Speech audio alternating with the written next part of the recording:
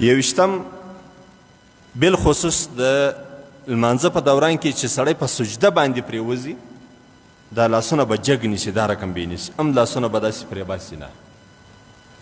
دویشتم د لمانځه په دوران کې پر دغو ځایو باندې لاس نیول داسې دا مکروه دي.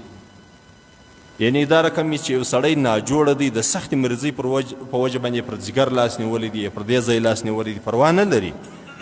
یو سړی ناجوړه نه دی، د هغې د تکبره څه د لویې څخه یې دلته په لمانځه کې لاس نیولی دی، دا رقم دا مکروه دی. او درویشتم چې زموږ او ستاسې ډېر خلک باندې اخته دي هغه دا اړستونې رانغښتل په لمانځه کې دا مکروه دي.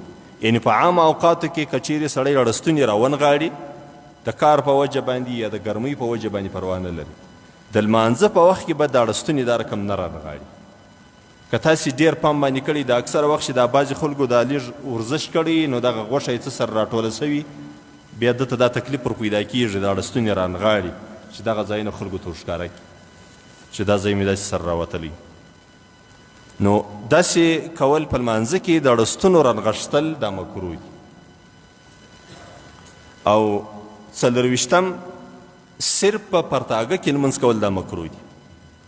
یعنې یو سړی دی ډېر خلک دا رقمي د شپې بیدوي سر چې لمانځه ته راپورته سي بس یو بنین واغوندي پر لمانځه ودرېږي. په پرتاګه او بنین کې لمونځ کول مکروه دي. او یا صرف په پرتاګه کې لمونځ کوي کمیس اگر سره کښلی دی وایي عورت مې پټ دی نو لمونځ خو باید زه وکړم، لمونځ مکروه دی. او دغه رقم په یوه قمیص کې لمونځ کول مثلا د سړي قمیص دونه اوږد دی چې در دغه ځایه پورې خو عورت یې پټ و صرف لکه د عربانو قمیص په دا یوه قمیص کې لمونځ کول دا مکروه دي.